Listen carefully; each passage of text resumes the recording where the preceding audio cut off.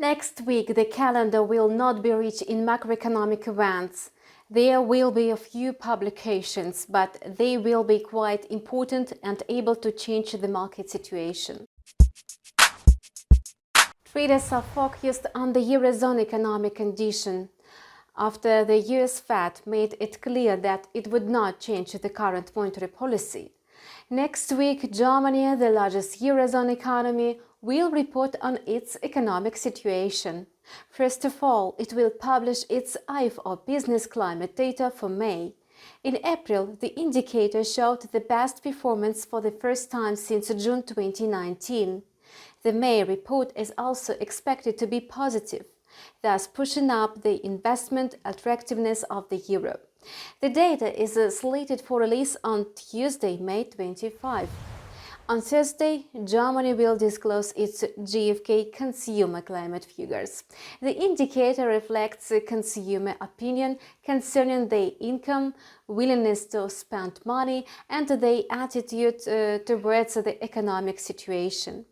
The data is likely to be positive, thus raising hopes for the further lifting of restrictions and higher consumer activity.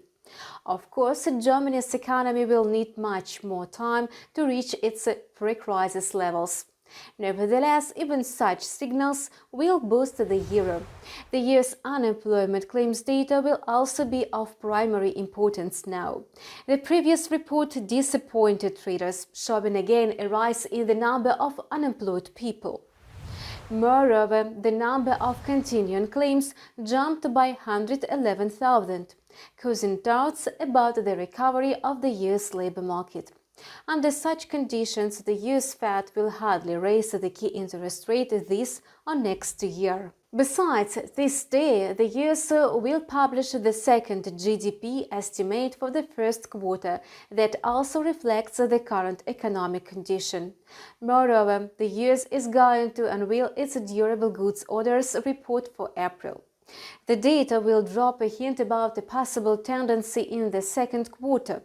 The indicator is expected to increase by 0.8%.